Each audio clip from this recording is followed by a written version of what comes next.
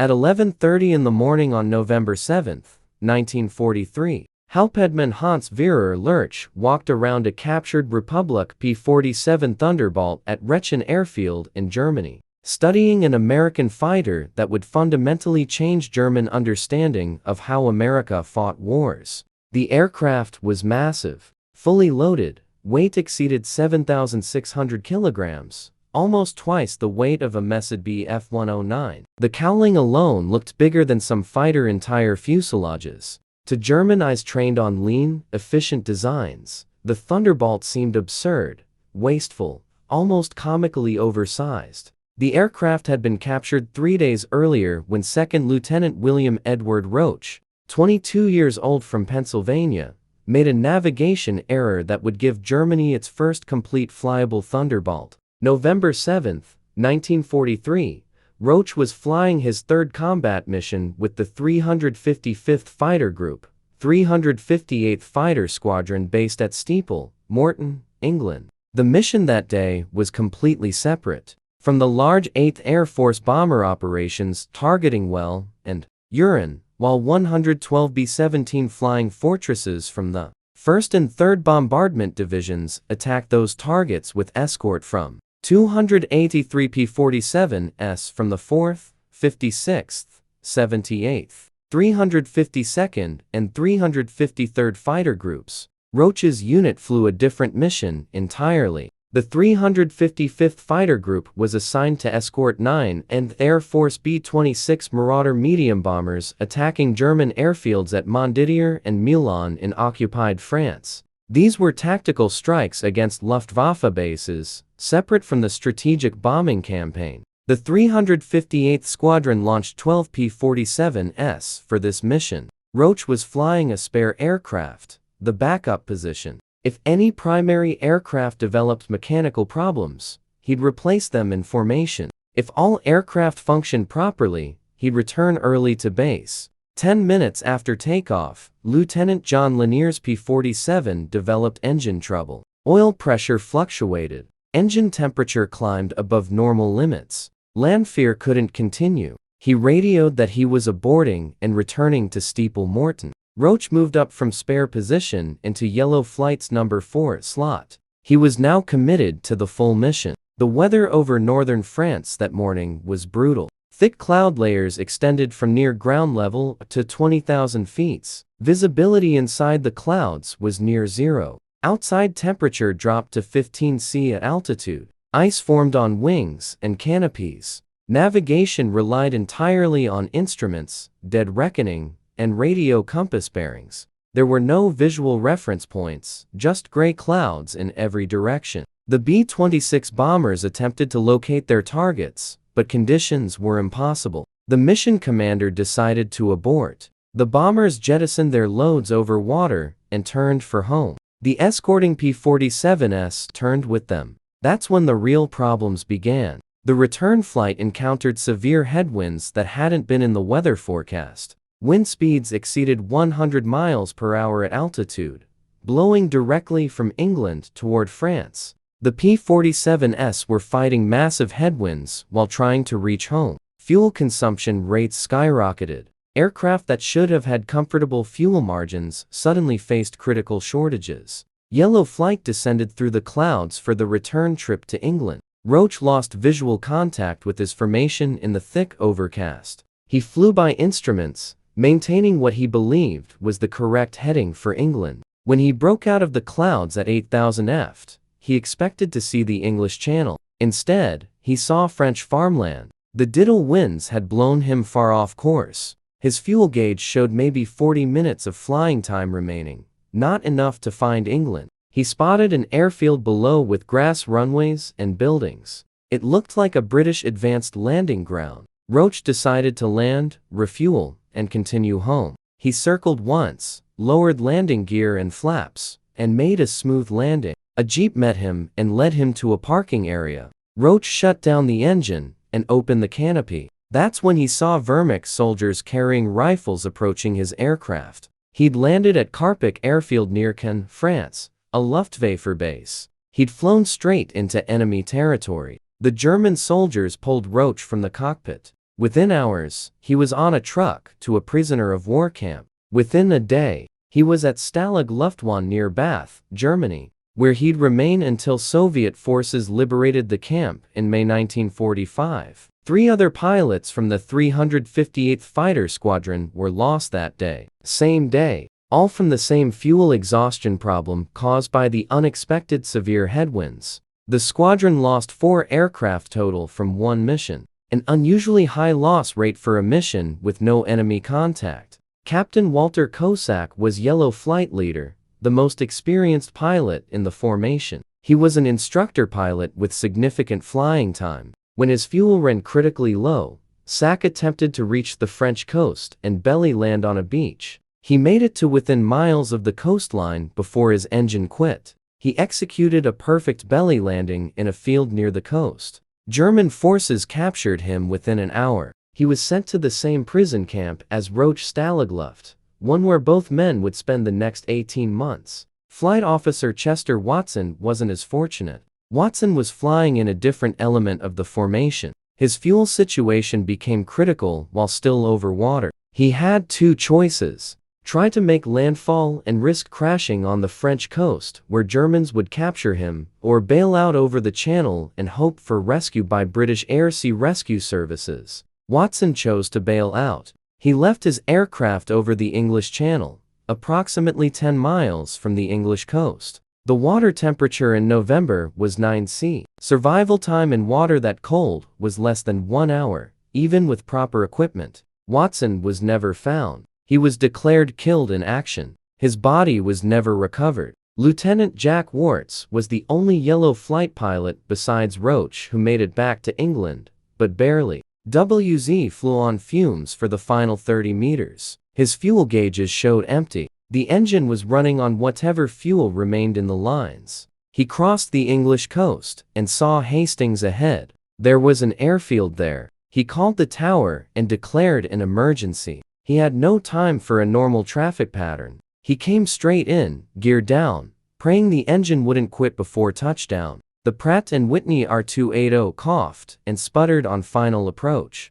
Warts was at 200 feet when the engine died completely. The propeller windmilled uselessly. The P-47 became a 7,000 kilograms glider. Warts held the nose up, maintained airspeed, and stretched the glide. He cleared the airfield boundary fence by 3 meters. The Thunderbolt touched down hard on the grass runway, bounced once, and rolled out safely. Ground crews found the fuel tanks completely empty. Not a drop remained. Warts had flown every mile he possibly could from that fuel load. The squadron's mission report that evening listed 4 aircraft lost, 2 pilots captured, 1 killed, 1 aircraft damaged in emergency landing. All losses attributed to fuel exhaustion from unexpected headwinds. No enemy contact, no combat damage, just weather and navigation errors that turned a routine mission into a disaster. For the Luftwaffe, Roach's capture was extraordinary luck.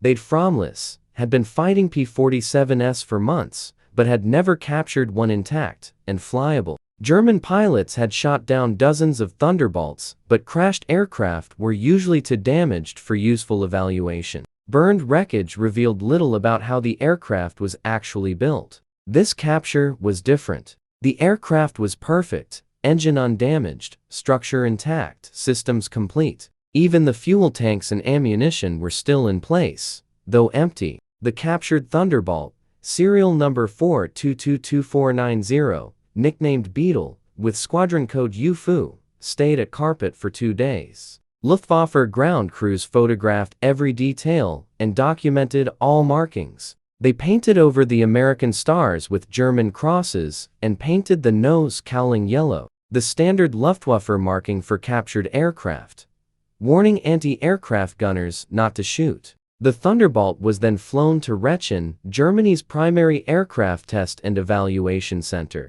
Rechlin, officially Arabellen, had been testing German prototypes and captured Allied aircraft since 1926. By 1943, approximately 4,000 personnel worked at the facility, evaluating every aspect of aircraft performance, structure, and systems. The P-47 evaluation began immediately. German engineers had been fighting Thunderbolts over France and Germany for months. The aircraft looked ungainly, flew like trucks at low altitude, and turned like cargo planes, but they kept coming back with battle damage that should have been fatal. Pilots who should have been killed by flak or cannon fire returned to base with holes in wings, fuselages riddled with bullets, engines damaged, and still flying. And there were always more of them. Every week, American formations grew larger. Every week, more Thunderbolts appeared. German engineers needed to understand why American aircraft were so difficult to destroy.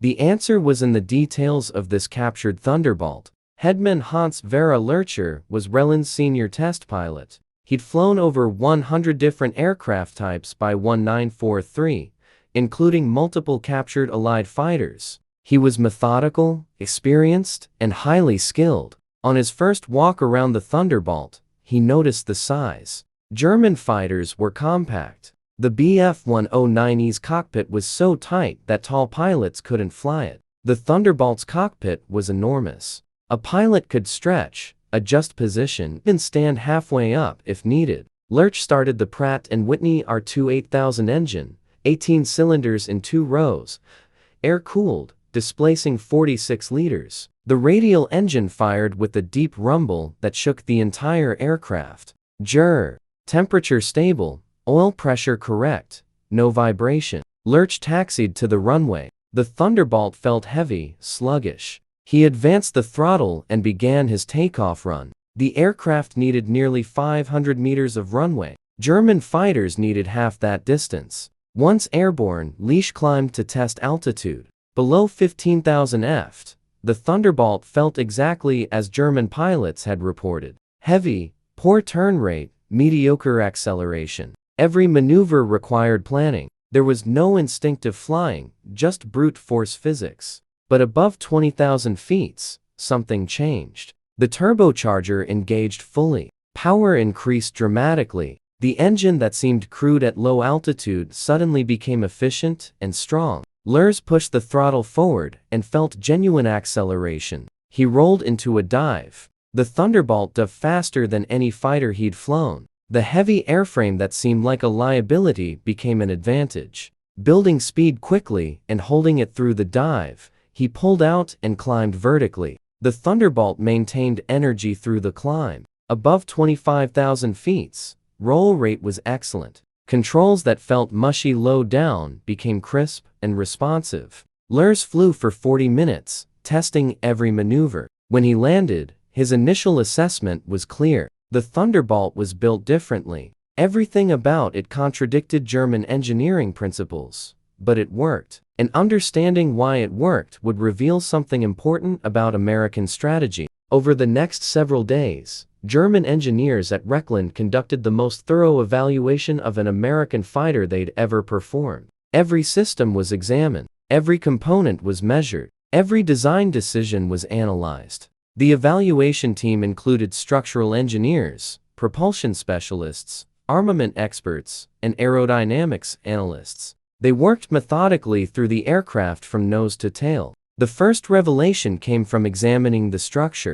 German aircraft were masterpieces of weight optimization. Every component was engineered to minimum weight while maintaining adequate strength. Messerschmitt and Faller, Wolf engineers, calculated stress loads with extreme precision. They used the thinnest aluminum that could handle expected forces. They spaced structural members as widely as possible while maintaining rigidity. They eliminated every unnecessary gram. The result was light, efficient, fast, and agile aircraft. The Thunderbolt represented the opposite philosophy. The fuselage structure used aluminum sheet metal nearly 2 mm thick, where German practice used 1 mm or less. Longerons, the main structural members running the length of the fuselage, were built from channel sections 5 mm thick. German longerons typically measured 3 mm. The former's, circular frames giving the fuselage its shape, were spaced 30 centimeters apart.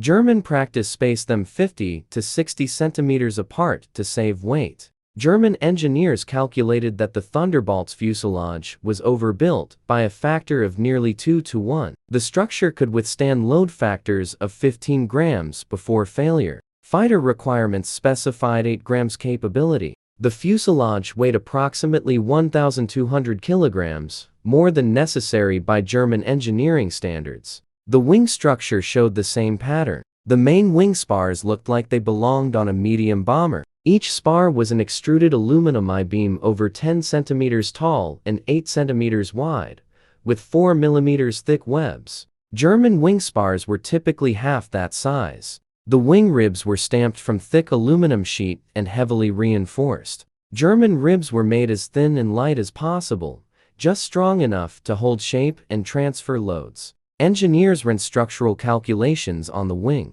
They determined the Thunderbolt's wings could handle ultimate loads exceeding 20 grams before catastrophic failure. No fighter would ever pull 20 grams. Human pilots would black out or die at 9 or 10 grams. The wings were designed for loads that could never occur in reality. One German structural engineer wrote in his evaluation notes, "The Americans build bridges when they should build aircraft. This structure is absurdly overbuilt. We could reduce weight by 1,000 kilograms and still have adequate strength for any combat maneuver. This is wasteful engineering."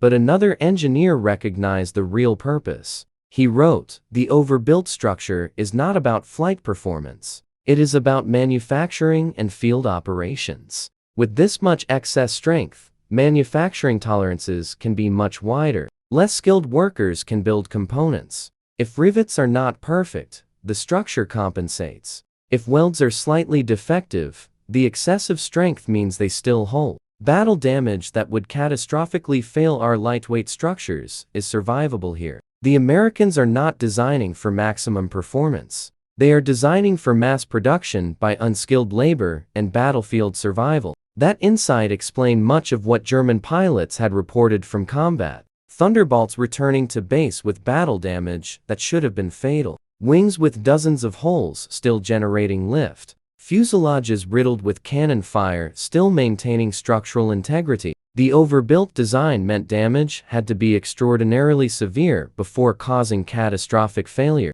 The empty weight specification showed this clearly. The Thunderbolt weighed 4,490 kilograms empty. For comparison, a Messerschmitt Bf 109G weighed 2,700 kilograms empty. A Faller Wolf 190A weighed 3,200 kilograms empty. The Thunderbolt was 65% heavier than a 109 and 40% heavier than a 190. That weight penalty directly impacted climb rate, turn rate, and acceleration, but it provided massive structural margins that kept pilots alive. The second discovery came from the engine. The Pratt & Whitney R28000 radial engine weighed over 1,000 kilograms by itself. German engineers preferred inline liquid-cooled engines because they were more aerodynamic and efficient. Radial engines were considered old technology. German engineers ran the captured engine on a test stand at full power for extended periods.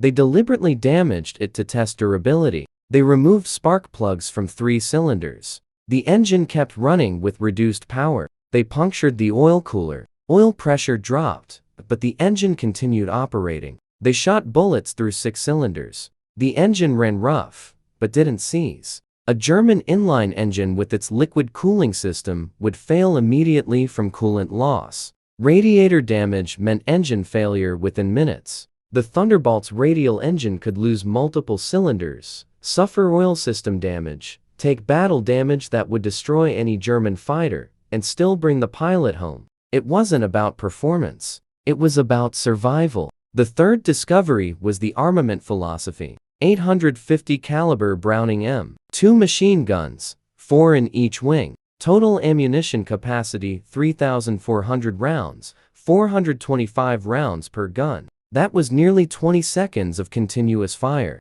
German fighters typically carried enough ammunition for 5 seconds of firing time. American doctrine wasn't about precision. It was about volume. German pilots trained for years learning deflection shooting and gun sight discipline. American pilots received months of training and learned combat tactics in the field. So, Americans compensated with ammunition. Miss the first burst.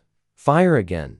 Keep shooting until something hits. 8 machine guns were far easier to manufacture than cannons. The ammunition was simpler, cheaper, produced in enormous quantities. The entire system was designed for mass production and minimal training requirements, not engineering excellence. Every system in the Thunderbolt prioritized industrial efficiency over technical perfection. It was heavier, simpler, tougher, easier to build, easier to maintain, easier to fly, easier to repair. It wasn't the best possible fighter. It was the fighter that could be produced by the millions and flown by pilots with minimal training. The Thunderbolt was test-flown multiple times at Rechlin over several weeks. Each flight revealed the same pattern. American engineering focused on production capacity, not aircraft performance. German engineers documented everything. Detailed reports described the structure, systems, performance characteristics, and combat implications. The reports reached senior Luftwaffe leadership. Some officers understood the implications. Others dismissed them. German aircraft were technically superior. German pilots were better trained. Quality would triumph over quantity. But combat results told a different story. After testing at Rechlin was complete, the captured Thunderbolt, now coded T9 plus FK in German markings, was transferred to a special Luftwaffe unit called Zirkus Rosarius. The official designation was Second Staff Vukerbahn Ober Befehl Schau die Luftwaffe. It was commanded by Hauptmann Theodor Rosarius. Zirkus Rosarius had one mission: demonstrate captured Allied aircraft to frontline Luftwaffe units. The unit toured German airbases across occupied Europe, showing German pilots what enemy aircraft looked like up close, explaining their characteristics, strengths, and weaknesses. German pilots could examine the aircraft, sit in cockpits, and watch demonstration flights. Rosarius flew the Thunderbolt to bases in Germany, Austria, and France through early 1944. German pilots crowded around the big American fighter, surprised by its size and weight. Rosarius explained what Rechlin had learned. The Thunderbolt was slow to turn below 15,000 feet. Attack from below in a climbing turn to get inside its radius, but above 20,000 feet, don't turn with it. Use speed, diving attacks, hit and run tactics. Never assume battle damage will bring it down. Keep shooting until you see structural failure. Many German pilots look skeptical. The Thunderbolt seemed so heavy, so awkward. How much threat could it really be? They were experienced. They'd been fighting for years. They knew air combat. What could this American machine teach them? Then German pilots started dying at increasing rates. In January 1944, American Thunderbolt production reached industrial scales Germany couldn't match. Republic Aviation's original plant in Farmingdale, Long Island, New York, covered over 1 million square feet of factory space, employing 23,000 workers in 3 shifts. The facility produced approximately 200 P-47s per month, one complete aircraft every 3.6 hours around the clock. The Evansville, Indiana plant, opened in September 1943, added another 100 aircraft per month from over 1.2 million square feet of factory space with 18,000 workers. Production would increase to 130 per month by summer. Curtiss-Wright Corporation in Buffalo, New York, manufactured P-47Gs under license, adding approximately 50 aircraft monthly. Combined output exceeded 350 Thunderbolts per month, over 11 aircraft per day arriving at ports for England. The production advantage extended to pilots.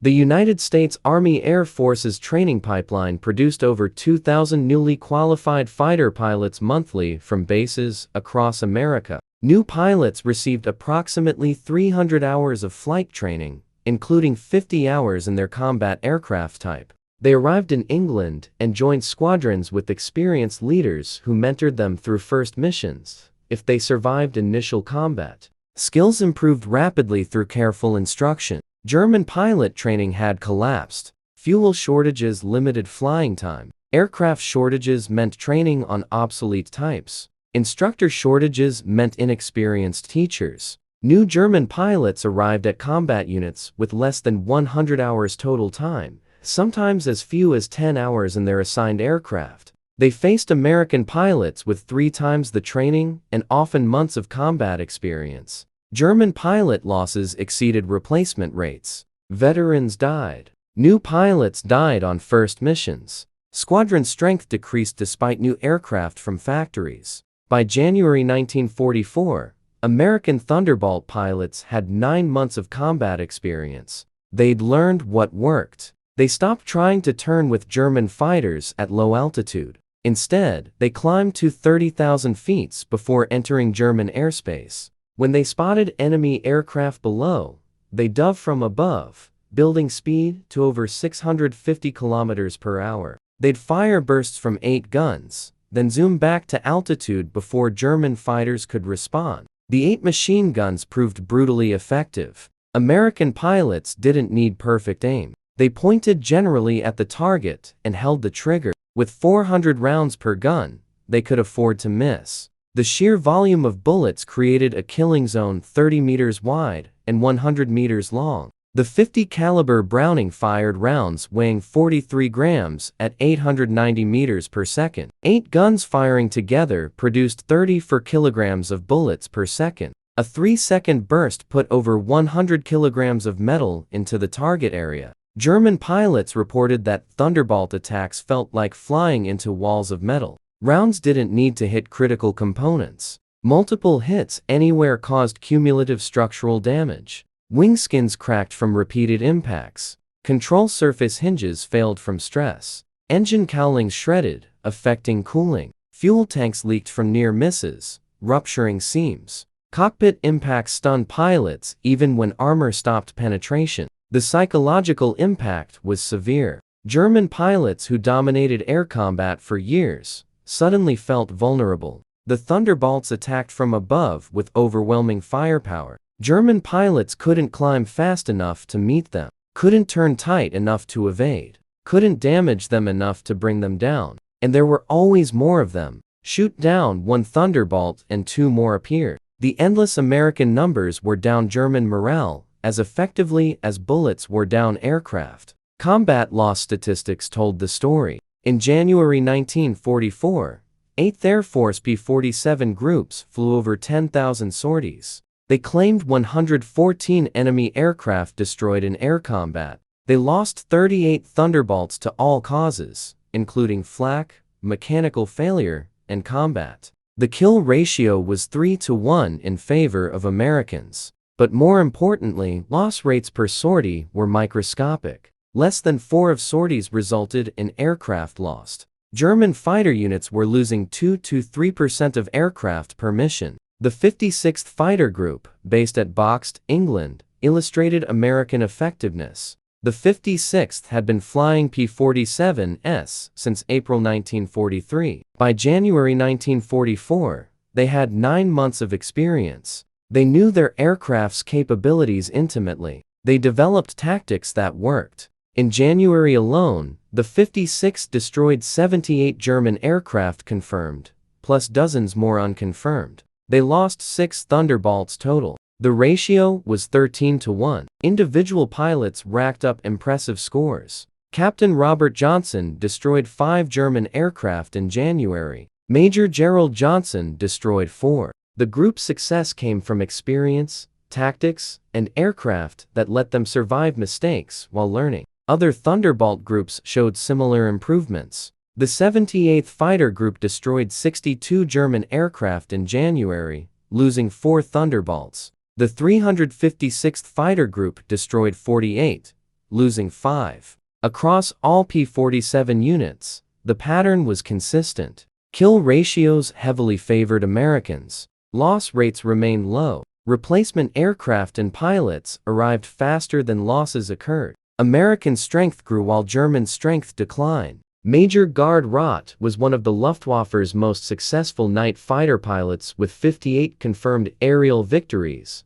all against RAF bombers at night. He flew Mess's Bf-110 heavy fighters and Junkers U-88 night fighters. Rat was awarded the Knight's Cross with oak leaves and was the 10th most successful night fighter pilot in history. His expertise was flying instruments in darkness, using radar to intercept British bombers. In February 1944, Roth attended a Zirkus Rosarius demonstration at his base, where Rosarius showed captured Allied aircraft, including the Thunderbolt. Roth examined the American fighter and was struck by how different it was from anything Luftwaffe flew. The overbuilt structure, the massive engine, the simple, rugged systems, everything designed for production and survival rather than performance and efficiency. Roth understood immediately what this represented. The Luftwaffe was fighting a different kind of war than they'd prepared for. German aircraft were masterpieces of engineering,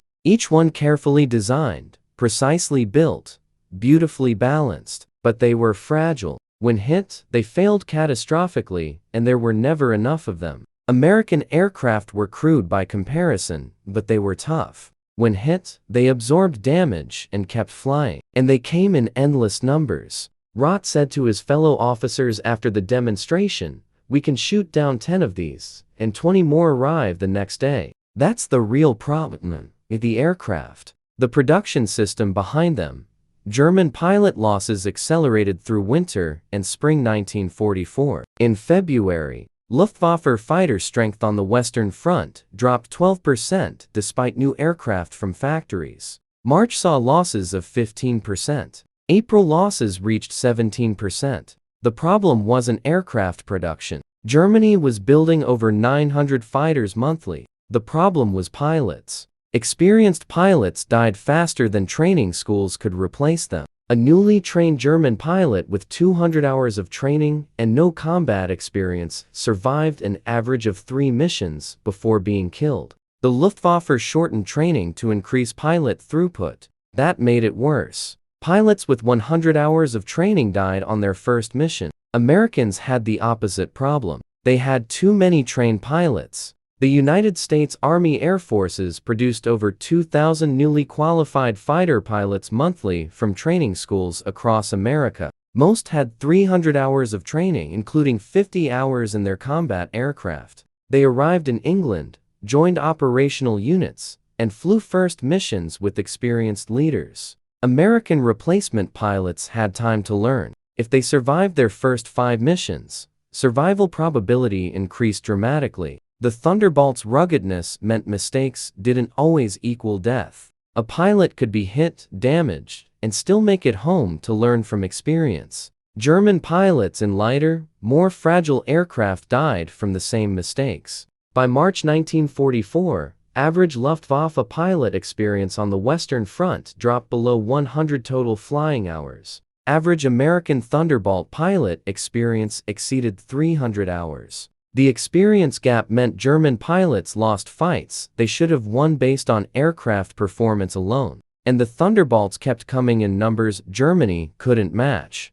Every day more arrived at English ports. Every week new pilots joined squadrons. Every month, American strength increased while German strength decreased. When Germans shot down a Thunderbolt, 2 more replaced it within days. When Germans killed an American pilot, 2 trained replacements arrived within a week. The American system operated like a machine, producing aircraft and pilots faster than Germans could destroy them. German commanders recognized the crisis and tried desperately to adapt. Luftwaffe Tactical Headquarters issued new directives throughout winter and spring 1944. Orders emphasized avoiding high-altitude combat where Thunderbolts excelled. Pilots were instructed to attack only when holding altitude advantage. They were told to use hit-and-run tactics at low altitude, where Thunderbolt performance was weakest. They were ordered to disengage immediately if American fighters gained advantageous positions.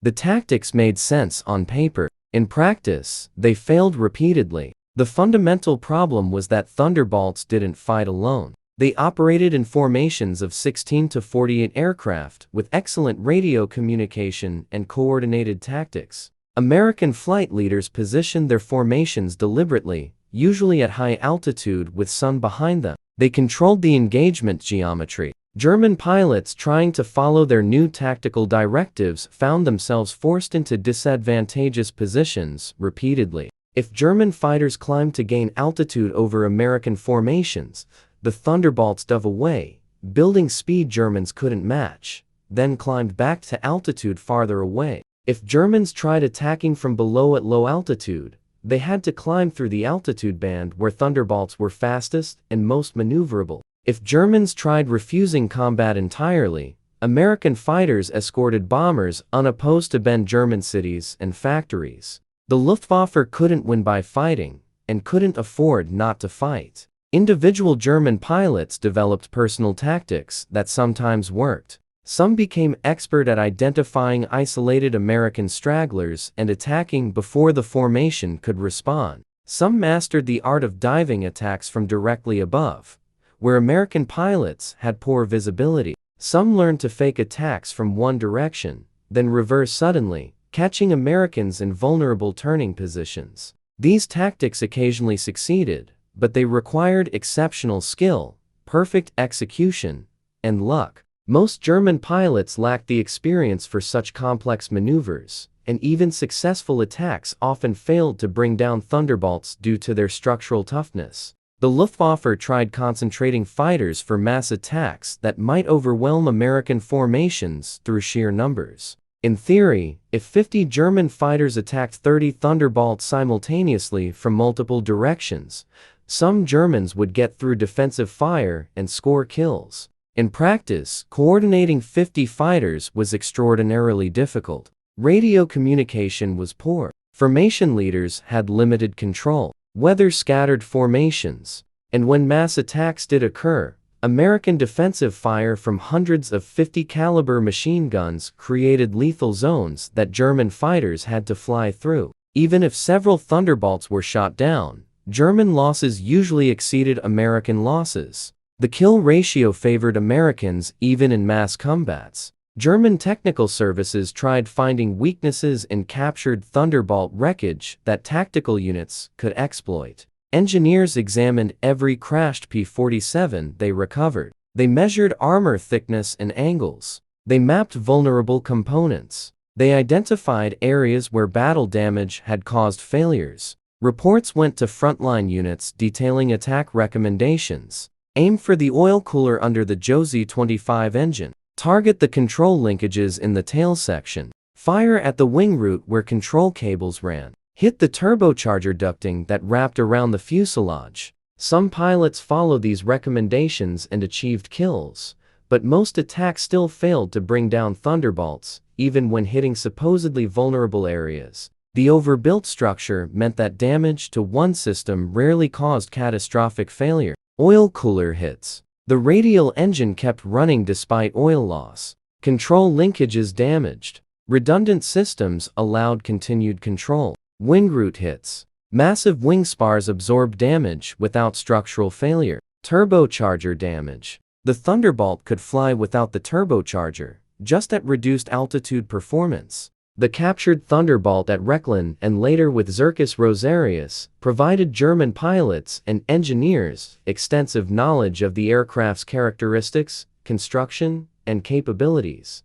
That knowledge helped to some degree. German pilots who'd examined the aircraft up close and understood its systems were more effective in combat against it. But knowledge alone couldn't overcome the fundamental imbalance. Germans understood what they faced. They just couldn't produce enough fighters or train enough pilots to counter it. Quality knowledge couldn't defeat quantity production. By March 1944, the Luftwaffe was losing the air war over Germany itself. American bomber formations struck deep into German territory with heavy fighter escort. German fighters attacked and sometimes inflicted heavy bomber losses. But escort fighters destroyed German defenders faster than training schools could replace them. Every major air battle reduced German fighter strength. The Luftwaffe was bleeding to death while American strength grew. The captured Thunderbolt transferred to Zirkus Rosarius continued demonstration duties through mid-1944. Rosarius demonstrated it dozens of times at bases across Germany. He emphasized characteristics, warned about capabilities, showed German pilots attack methods. But fewer pilots came to demonstrations, not because they weren't interested, because there were fewer pilots. Losses exceeded replacement rates. The Luftwaffe was bleeding experienced veterans. Records show the captured Thunderbolt was last seen at Liebig-Brandes airfield in August 1944. After that, documentation disappears. The aircraft may have been destroyed in combat, damaged beyond repair, or abandoned as German forces retreated. American investigators searched for it after the war, but found no trace. It vanished into the chaos of Germany's collapse. Hans Werner survived the war. He was captured by Allied forces in May 1945. American intelligence officers interrogated him extensively about captured aircraft evaluations. In 1946, Lerche was recruited as part of Operation Paperclip, the American program bringing German scientists and engineers to the United States. Over 1,600 German technical personnel were relocated to America between 1945 and 1959. Lerche was sent to Wright-Patterson Air Force Base in Ohio, where he worked until 1968, evaluating aircraft and training test pilots. He became an American citizen and spent his career studying aircraft performance. In the 1970s, he wrote a memoir titled Luftwaffe Test Pilot Flying Captured Allied Aircraft of World War II. In his memoir, Lerche devoted an entire chapter to the P-47. He wrote that flying the Thunderbolt was his introduction to American engineering philosophy. Americans didn't build aircraft to be perfect. They built them to be good enough, then built thousands of them. He'd initially thought it was crude engineering. Years later, he understood it was brilliant strategy. William Roach remained at Rechlin until Soviet forces liberated the camp in late April 1945. He returned to the United States, left the military, and worked as a commercial pilot. He rarely discussed his capture. When asked, he'd say he made a navigation error that gave Germany their first complete Thunderbolt. But by the time they figured out what it meant, America had already built 10,000 more, so it didn't matter much. Theodor Rosarius, commander of Zirkus Rosarius, was captured by Soviet forces in April 1945. He spent 5 years in Soviet prison camps before release in 1950. He returned to West Germany and worked as an aviation consultant until retirement. He died in 1979. Before his death, Rosarius gave an interview to a West German television program about his wartime service, demonstrating captured aircraft. He was asked what lesson he learned. Rosario said they showed German pilots Allied aircraft to help them understand enemy capabilities. But after the war, he realized they taught the wrong lesson. They showed pilots how to fight American fighters one-on-one.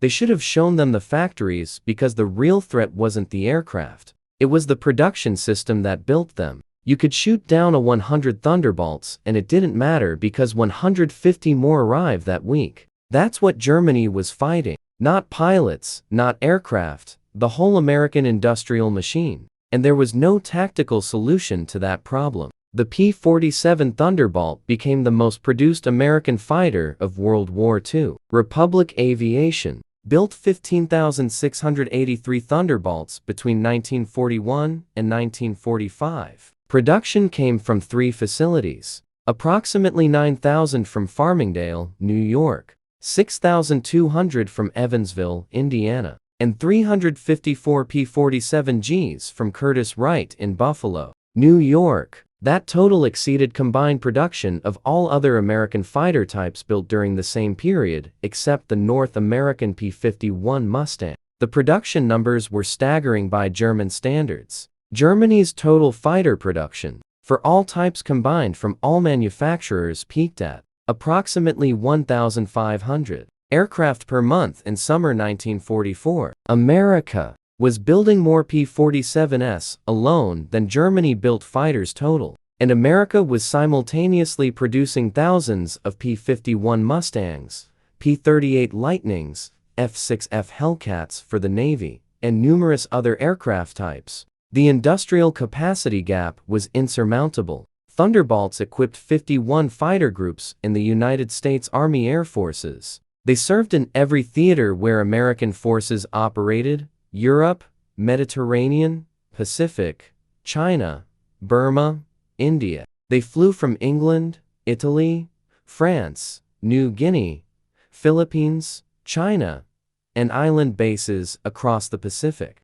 The aircraft proved adaptable to every climate and every type of mission. Pilots flew them in sub-zero temperatures over Germany and in tropical heat over the Philippines. Mechanics maintained them in primitive jungle conditions and modern European airfields. The simple, rugged design functioned everywhere. Combat statistics validated the design philosophy. Thunderbolts flew over 546,000 combat sorties during the war. In air-to-air combat, they destroyed more than 11,000 enemy aircraft.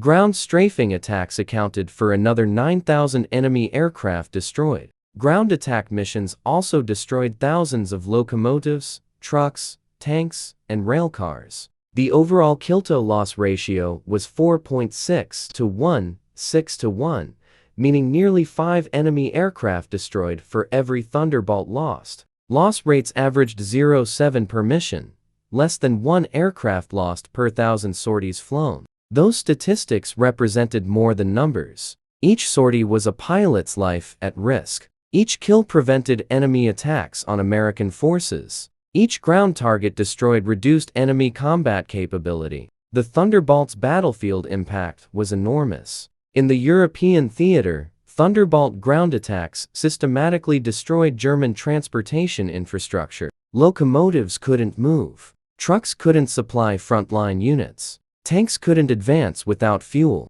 The Thunderbolt's effectiveness as a fighter bomber was arguably more valuable than its role as an air superiority fighter. Pilot testimony overwhelmingly praised the aircraft's survivability. Robert Johnson, who scored 27 aerial victories flying Thunderbolts with the 56th Fighter Group, survived an engagement where German fighters hit his aircraft over 200 times with cannon and machine gun fire. His engine was damaged, his controls were shot, his fuselage was riddled with holes. But the Thunderbolt kept flying and brought him home. Johnson said after the war that no other fighter would have survived that level of damage. The Thunderbolt's toughness saved his life. Francis Gabreski, who scored 28 aerial victories in Thunderbolts to become the top-scoring American ace in Europe, said the aircraft's roomy cockpit and comfortable controls let pilots fly long missions without excessive fatigue. German fighters were cramped. Pilots developed cramps and circulation problems on missions longer than 2 hours. The Thunderbolt's spacious cockpit let pilots fly 4-hour missions comfortably. That endurance advantage allowed Americans to escort bombers to distant targets and maintain combat effectiveness throughout long flights. Hubsky, who commanded the 56th Fighter Group through most of its combat operations, emphasized the Thunderbolt's maintainability. He said crew chiefs could perform major repairs at forward airfields with basic tools and minimal parts. Aircraft damaged in morning missions could be repaired and flying again by evening. German fighters required specialized tools, trained technicians, and parts from central depots. Repair times were much longer. The Thunderbolt's maintenance advantage multiplied American numerical superiority because damaged aircraft returned to service faster. The Thunderbolt's success wasn't about being the best fighter. The P-51 Mustang was faster with longer range. The P-38 Lightning was more versatile. The Spitfire was more agile. But the Thunderbolt could be built faster, flown by less experienced pilots, maintained by mechanics with basic training, and repaired with simple tools. It matched America's strengths, industrial capacity, resources, and the ability to train large numbers of adequate pilots quickly. German aircraft designers continued building technically superior fighters until war's end. The Messid Me-62 jet was the fastest operational aircraft of the war. The Fall-Wolf Tar-152 was probably the finest piston engine fighter ever designed. The Dornier Do-335 was an advanced jet bomber, faster than any Allied fighter. All were engineering masterpieces. All were produced in numbers too small to matter. Germany built approximately 16,000 fighters in 1944, the peak production year. The United States built 96,000 that same year. The numbers weren't close. Germany couldn't win a war of production but German leadership never fully accepted that reality until too late. The captured Thunderbolt that German engineers examined in late 1943 was one aircraft, but it represented a fleet of 15,000. Behind that fleet stood factories, workers, resources, transportation networks, training schools, and the industrial capacity of a nation built for mass production. Germany's engineers understood individual machines brilliantly. America understood industrial systems. That difference decided the war. Wars are won through logistics, production capacity, and ability to replace losses faster than enemies can inflict them. The Thunderbolt wasn't the best fighter of World War I, but it was the fighter that could be built in sufficient numbers to overwhelm technically superior opponents. Sometimes adequate but abundant beats, excellent but rare. If you found this story as compelling as we did, please take a moment to like this video. It helps us share more forgotten stories from the Second World War. Subscribe to stay connected with these untold histories. Each one matters. Each one deserves to be remembered, and we'd love to hear from you. Leave a comment below telling us where you're watching from. Our community spans from Texas to Tasmania. From veterans to history enthusiasts, you're part of something special here. Thank you for watching, and thank you for keeping these stories